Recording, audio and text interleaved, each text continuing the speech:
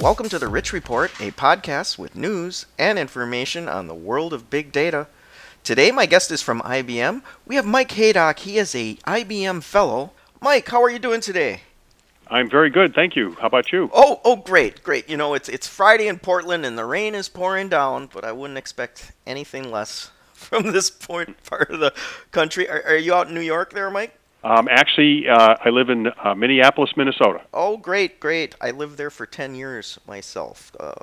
Is there still snow on the ground?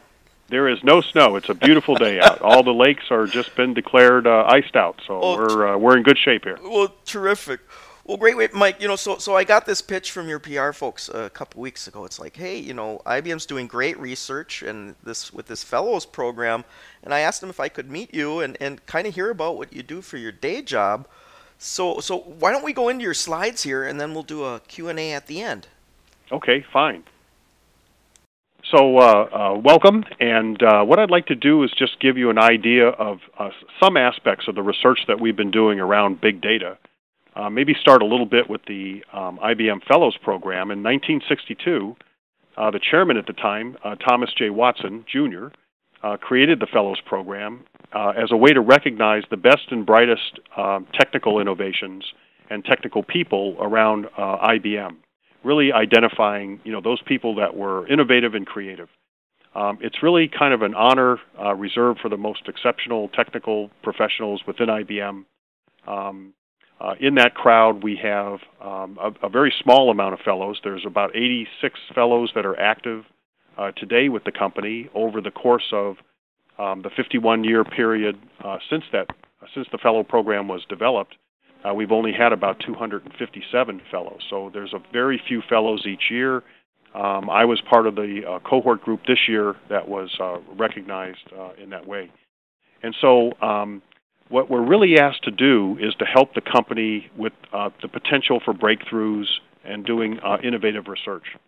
And so we have a pretty broad palette that we get to paint, looking at the projects that we want to do and so forth, so that we can figure out how do we make our contributions. My particular contribution is in the services area. So it's been applying mathematical science to our clients' problems. Some of our clients' problems are, you know, near intractable. And so, you know, really thinking through those, what kind of data do we need, what kind of algorithms might solve that. And we've got, you know, kind of a lot of people. In IBM, we have over 15,000 consultants. So I represent the consulting group. I also serve as the consulting group's chief scientist. The IBM Fellows really, as I mentioned before, are just kind of one source for this innovation. We've got a very large group that are engaged in the consulting organization. We have an amazing software group that produces all kind of product around software. We've got IBM Research that are engaged in these big data-oriented kind of programs, where we have a ton of IBM original research that comes out of IBM Research. And then we've got our cloud divisions and our hardware divisions. And most of you have probably heard about Watson before. Watson was the computer that played chess and beat two of the best Jeopardy players as well just about 2 years ago. And so Watson is an incredible innovation that we are really leveraging quite high, and it's our newest division in IBM. The opportunities for big data and analytics are vast. Every company that I work with is really engaged in trying to apply this analytical science and really try to understand what their position and strategy is around this big data. And maybe a small definition of big data. Okay, so what we mean by that is really kind of I would call it the confluence of three data types. Typically, internal to a company, we have an enormous amount of transaction data, especially some of our more consumer-oriented companies, our retailers and so forth. You know, they could have just hundreds of millions of consumers, of which they have, you know, probably literally billions to trillions of observations, you know, in the form of tickets or transactions, point-of-sale receipts, and so forth. So that in itself is an enormous amount of data to crawl through. Then we kind of combine that a little bit with some external data that we can put our hands on. The government, for instance, our government produces a ton of data, just thousands of data sets with all kinds of interesting information at all kinds of different levels. We keep a database in IBM that we call SmartBase, and we have every county, for instance, in the country, which there's roughly about 3,200 counties, and 7,500 fields of information, observations that we've just sort of peeled off the internet and organized as a collateral item that we use extensively in our consulting engagement. So that's an area that's pretty interesting. Something like the weather. Okay, so we have around the country about 2,000 weather stations which pulse, every 20 minutes, 25 to 30 variables worth of data. And so you add all that up, and that's an awful lot of big data, and it's extremely useful in some of our clients, how the weather starts to impact. And then when you go about adding social media data, that is an incredible source of richness that we found in the ability to mine that data. So in any one of our engagements, we might be looking at anywhere from 20 to 50 million social media records that we try to mine and try to understand in the form of almost like a survey. What's on people's minds, what's important to them, what the sentiment towards a certain item is, things like that. So when you add all that up, that's an enormous amount of data, both structured and unstructured. Again, in relation to the fellow program, I mentioned before, 51 years worth of innovation. We have 5 Nobel Prize winners that were part of the fellow cadre. When you add up all the patents that those 257 IBM Fellows have generated, it's a little over 7,700 patents. And so this is a crowd that is contributing to this big data, adventure that we're kind of on. And so very, very important resource, at least from an IBM perspective. And again, they have kind of a wide range of interest. They're all over the company. Some are researchers. Others are people that are in development. I mentioned that I was in the services aspect of the business, but they all have a research agenda, and those research agendas are helping move the company along. This year we had a class of 11, of which I was just absolutely thrilled to be part of that. In that 11, we have 7 PhDs, and our total patent take for those 11 individuals are 283 patents. And there's a couple of folks that I'd love to mention that are very close to me that, we were very lucky to be in the same cohort group that were elected into the fellow space. Saska, and I won't go to the last names. They're a little tough to pronounce, but Saska and I worked together for several years. We worked on a client that was healthcare related. We worked on what we considered to be probably an intractable problem when we were presented to this problem via the client. And what we ended up doing was trying to figure out, was there any relationship between healthcare costs and where people lived? And sure enough, we used a bunch of external data, this big data environment, to be able to understand and map back to claims that were made, healthcare claims. And Saska and her team were able to figure out, based on some clusters that we teed up and the team that I led, and profiles of consumers, what those consumers were going to cost prior to actually receiving a claim. And so that was an enormous contribution, practically an intractable problem. And Saska and her team were able to get their arms around that as an example. Another good example is a new friend of mine, also a fellow this year, Shiva. And Shiva's special gift is working in the social media. So we have a tool within IBM called Social Media Analytics. Shiva was the primary author of that tool, and it does a couple of things that are really clever. First of all, it will handle literally millions upon millions of unstructured social media documents. And they come from all over. So they come from Twitter, they come from Facebook, they come from other microblogs that might be important to an inquiry that we're doing. And it handles all that unstructured data. It crawls through that unstructured data, and it tries to identify what those either tweets or posts, on Facebook and so forth, what is it that they're trying to say? And so what's the content of that? And then from a content standpoint, what's the sentiment around that content? So are they saying something negative about the topic, or are they saying something positive about the topic? And also something about, let's say, the geography of where that's coming from, so that we can identify if there's pockets let's say, sentiment around a particular object or not.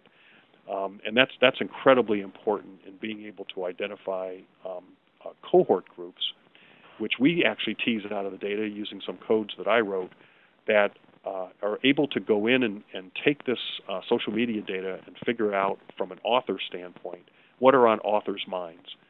So the combination of Shiva's work and some of the work that I've been pleased to help out with, we've really kind of figured out what a profile is. So it's giving people a digital persona, and then companies are taking these digital personas and mapping them back to transaction personas.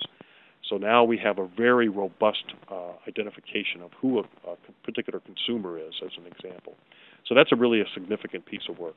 So I've kind of, identified a little bit, the work that I've been involved in as well. So primarily in the consumer sciences, working a lot with retailers, consumer packaged goods companies, but not limited to that. We've done work in pharmaceutical companies, work with agricultural companies, and so forth. And so, but primarily the things that I get asked to do are around identifying, I'll call it the DNA of a customer. Can we really dig down deep and figure out, what this customer is made of, what's going to turn this customer on for the enterprise, and then how we go about promoting that customer and getting to know them and getting, anticipating their needs, okay? And so all that is a fairly new science that using this big data is an enormous part of. So again, using transaction data, external data that we know about these customers, and something about their digital persona via the social media, combining those three things has been a really big boost in getting this consumer sciences area, really going. And so that's the area that I've personally been participating in. My research interests are really around kind of two areas. One area is the clustering area, so being able to form cohorts out of these consumers. So how are consumers alike? Can I group those people together? Can we understand what their profiles are? And doing that across many dimensions. And then from that, being able to allocate resources into those consumer groups. So what's the most efficient way to stimulate a relationship with a customer? How much money should I be spending on that? What's my return on investment of that? And at what point, how many contacts should I be having with this particular consumer? And doing it at a, kind of a one-to-one consumer level. And so those have been my particular research interest. We've published a great deal of this kind of knowledge, let's say, things that we've uncovered from these engagements in our clients and some of the research that we've been doing into IBM's Institute of Business Value. So there's several studies that we've done, studies with the Chief Marketing Officer, studies with the Chief Information Officer, and these are across industries where we've really shared kind of what's on their mind. Where are they relative to their analytical journey, let's say, okay? So how sophisticated are they? How did they get started? How did they build the department? What kind of tools did they use? What kind of value do they get from using analytics? And so all these studies are embedded. They're all available through our website. They're at no cost to the people that visit the website. And they all come from our Institute of Business Value, and they leverage, the knowledge that comes out of these engagements and customers encounters and so forth. It's a great source of identifying exactly what kind of, things are going on in the marketplace, how sophisticated they are, and what direction they're going into. The last slide is kind of a picture of the 11 fellows. And so I was, again, just feel very fortunate that I was, a member of this cohort group. It's a very special group. I've gotten to know all these people now, and so this has been just, an absolutely great ride. One of the things that we were asked to do as an IBM Fellow is to adopt a country, I'll call it, okay? And so in that, we're actually available to that country to be able to consult with their government, work with their universities, and be able to work with the local IBM teams that are there to be able to share, our expertise, help them develop some unique skills that serve their countries well. And my particular country, happens to be Argentina. So I'm pretty interested in getting down there from Minneapolis. and really understanding what their issues are and seeing how IBM as a company can help, and myself as an individual contributor. So with that, I'll turn it back, and maybe we'll do a little question and answers. Terrific. Well, thanks, Mike. I wanted to ask you about one of the things in your bio slide there. It talked about working with cattle, and is that part of your mission down to Argentina, because they're really known for their they're kind of beef. famous for that, Yeah, right? So yeah. if you're a beef eater, we've picked the right spot, right? Yes. But that was a particular engagement that we did for an agricultural sciences company, okay? And that particular, in fact, I was, if it's okay to tell a little bit of the story, right? So I was working on what's called a cutting stock problem, which this particular company owned a steel mill as well, okay? And what we try to do there is they take a rolled piece of steel. You've got customers with all kinds of demand, and we want to cut that steel in the most efficient way so that we have the least amount of scrap. So that's kind of the idea. And the solution to that is a rather complex numerical optimization program, a constrained optimization program. And so I was explaining how this program worked to the management team there of the client, right? And they kind of stopped me and they asked, "Well, can you cut a beef?" Okay, and, we all had a good laugh, right? Yeah, so, sure. After the laughter died down a little bit, I kind of looked at him and said, why not, right? And so we actually constructed a program. I worked with some of my colleagues in IBM Research, and we built this program probably about 15, 16 years ago, and it's still kind of a famous effort out there. And this particular client provides a lot of hamburger, okay? And so cutting a beef efficiently really turns out to be, quite a skill. So what they do is this provides the intelligence to their machinery that actually goes in and, slices up a beef and does it in the most efficient way with the least amount of scrap. Sure. Well, this is fascinating, Mike, because, I was listening to what you were saying about with 280 some patents just between the most recent fellows here. What percentage of your job is just debriefing your colleagues on what you've learned, in your research? Boy, that's a really good question. We try to make some time to be able to document this work. Okay, so most of the work that we do, at least in my case, is really done with clients. And so I'm pretty much asked as an individual contributor, at least, to, participate in what I'll call kind of first of a kinds, right? So this problem has never been solved, and there's some reason it's never been solved. Typically, when people look at it, it might feel like it's intractable or something, okay? And so what we try to do is bring in a set of data that we might be able to get a new perspective, a new point of view on. Yeah. And so we can maybe get, an angle going to be able to solve this particular problem. So what we want to do is really on behalf of the industry is kind of document that sometime in the form of academic papers that get published so that we can say, here's this invention, and usually in academic papers for the betterment of the industry. You know what I mean? So we try as much as we can to share our thoughts around this space. And then IBM, for the last at least 10 years that I can think of, probably has by far the most patents of any other company on the planet. And it's in the thousands, okay, annually. Yeah. And so these kind of things go into fueling that patent environment as well.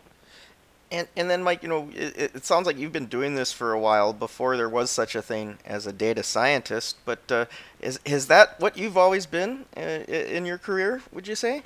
I wouldn't, not the entire career. Yeah. I would say that I kind of started my career out as a in a sales organization. Sure. Okay, not necessarily as a salesman, but kind of a sales support type of person, right? That was so directly responsible for providing the solution to the customer, right, along with the sales team. But I would say I was definitely on a sales team. I worked personally my way up through like a management career. Okay, in my first part of my journey with IBM, and then I went off and got a PhD in operations research, and really wanted to be a practitioner for a whole bunch of reasons. But one reason that I saw is that and again, this was kind of before a data scientist was a data scientist, just like what you were saying. But, One reason is I just saw the need out there, and I thought that there might be a different way to approach some of these problems, and there might be some more efficient ways,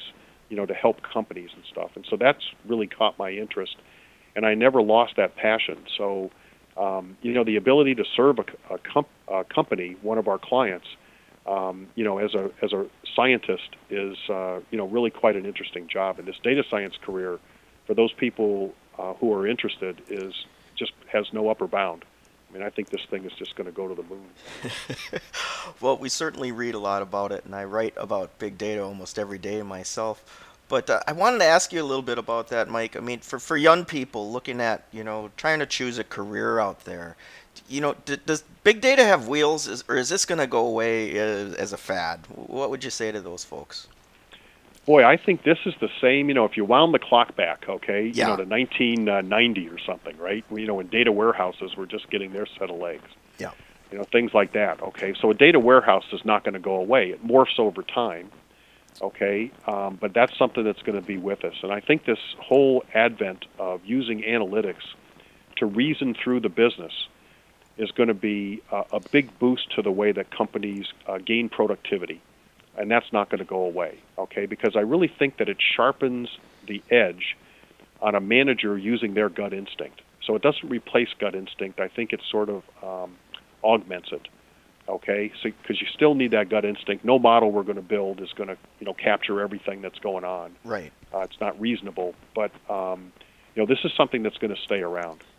Well, that's great. So one last question, Mike. I wanted to ask: have you used Watson? Do you fire it up in your day job to go figure something out? And it's a symbiosis. Okay. Yeah. So we try to make some contributions to Watson. Yeah. Watson, at the end of the day, for instance, the version of Watson that played Jeopardy. Yeah. We built a very global. I'll call it global corpus. Okay. You can almost think of it as Wikipedia. You know what I mean? If you in kind of a very broad brush, okay, because we don't know what question in that particular venue was going to be asked to it. And so, so we build this corpus, and then there was 400 different algorithmic types that were built that we will simultaneously analyze that corpus to come up with an answer, okay? And so I would be one of the people that would help with, some of those algorithmic let's say columns, if you want to think of those things as sort of columns, right? Yeah. And then, so I would help in that sense there. But we also, get a lot from Watson. Okay, so we are sending Watson off to all different kinds of domain schools. So think of it as it's a place where we can send Watson to supply chain school to learn about the supply chain. We think that later this year, Watson may take the medical exam to become an actual medical doctor, okay, and pass a state bar exam, like that, right? If Watson, Watson is an attorney. Sure. So for whatever domain that we end up seeking out, okay, we're sending Watson to that school. We're trying to pump as much information as is documented on the planet in that domain, so that Watson has a very broad understanding of, any particular area or industry, so that we can question and answer that in that environment. So it's a very clever, really machine and piece of software, and the people that are surrounding it are really clever people. So this is a pretty unique invention. Yeah, I mean, it sounds like what we used to call an expert system to me, except 25, 30 years later. Well, I think that's the point. The Yeah. point is that it's been it's had 20 to 25 years of sophistication and growth, and so I would definitely call it an expert system. Our intention as a company is really, again, to augment professionals. So, for instance, it's not going to replace a doctor, Sure. an MD. It's going to augment that doctor's decision making, because it can probably get to a diagnosis very quick. Now, there might be something quirky about a particular patient that Watson doesn't know about, and so you still need the doctor, you still need the supply chain analyst, things like that. Yeah. But we think that we can make them incredibly more efficient. And something in like the medical domain, for instance, let's just say that you're in in the village in the middle of India someplace, and there's not a lot of doctors. Yes. So how do you get all this knowledge? We're into one person that can help make decisions for patients that they have that are, right there in front of them, and yet they may not have all the domain knowledge they need. Nobody will in that space. It's too broad. Sure. So Watson is there to help provide that domain knowledge. Well, Mike, this has been fascinating, and hey, I really want to thank you for coming on the show today. My pleasure. Thanks so much for having me. Oh, you bet. Okay, folks, that's it for the Rich Report. Stay tuned for more news and information on high-performance computing.